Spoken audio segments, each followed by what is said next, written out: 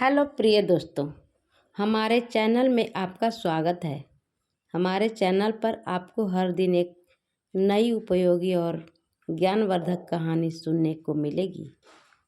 हर दिन कहानी सुनने के लिए हमारे चैनल को सब्सक्राइब करें ताकि हर दिन मैं आपको एक नई ज्ञानवर्धक कहानी सुनाती रहूं। तो चलिए कहानी शुरू करते हैं। मित्र की सलाह। दुर्गादास था तो धनी किसान, किंतु बहुत आलसी था। वह न अपने खेत देखने जाता था, न खलिहान।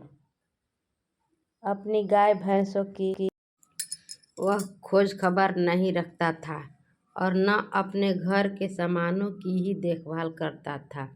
सब काम वह नौकरों पर छोड़ देता था। उसके आलस और कुप्रबंध से उसके घर की व्यवस्था बिगड़ गई। उसको खेती में हानि होने लगी। गायों के दूध घी से भी उसे कोई अच्छा लाभ नहीं होता था।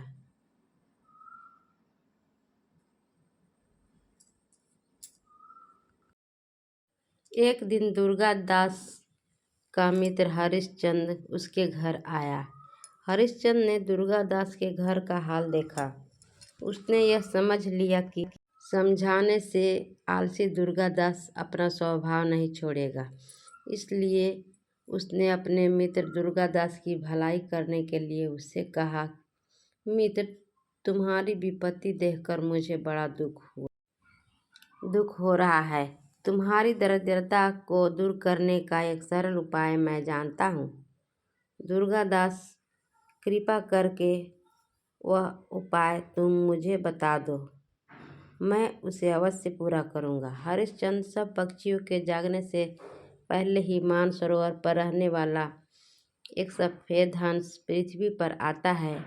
वह दोपहर दिन चढ़े लौट जाता है। यह तो पता नहीं कि वह कब कहाँ आएगा, किंतु जो उसका दर्शन कर लेता है उसको कभी किसी बात की कमी नहीं होती। दुर्गादास, कुछ भी हो, मैं उस हंस का दर्शन अवश्य करूँगा। हरिश्चंद्र चला गया। दुर्गादास दूसरे दिन बड़े सवेरे उठा। वह घर से बाहर निकला और हंस की खोज में खलिहान में गया। वहाँ उसने देखा कि एक आदमी उसके ढेर से गेहूँ अपना ढेर में डालने के लिए उठा रहा है। दुर्गादास को देखकर वह लज्जित हो गया और क्षमा मांगने लगा। खलिहान से वह घर लौट आया और गौशाले में गया।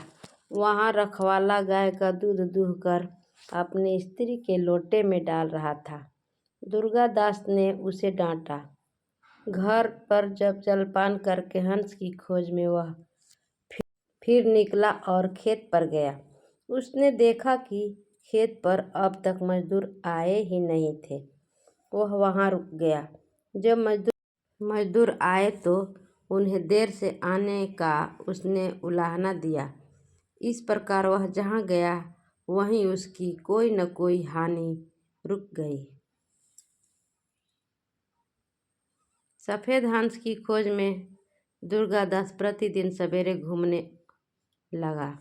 अब उसके नौकर ठीक काम करने लगे। उसके यहाँ चोरी होना बंद हो गया। पहले वह रोगी रहता था, अब उसका स्वास्थ्य भी ठीक हो गया। जिस खेत से उसे 10 मन अन्न मिलता था, उससे अब 25 मन मिलने लगा। गौशाला से दूध बहुत अधिक आने लगा। एक दिन फिर दुर्गादास का मित्र हरिश्चंद्र उसके घर आया। दुर्गादास ने कहा, मित्र, सफ़ेद हंस तो मुझे अब तक नहीं दिखा, किंतु उसकी खोज में लगने से मुझे बहुत लाभ हुआ। हरिश्चंद्र हंस पड़ा और बोला, परिश्रम करना ही वह सफ़ेद हंस है। परिश्रम के पंख सदा उजले होते हैं। जो परिश्रम न करके अपना काम नौकरों पर छोड़ देता है वह हानि उठाता है, और जो स्वयं परिश्रम करता है तथा जो स्वयं नौकरों की देखभाल करता है वह संपत्ति और सम्मान पाता है। इसलिए अपना काम आलस छोड़कर स्वयं करना चाहिए। धन्यवाद।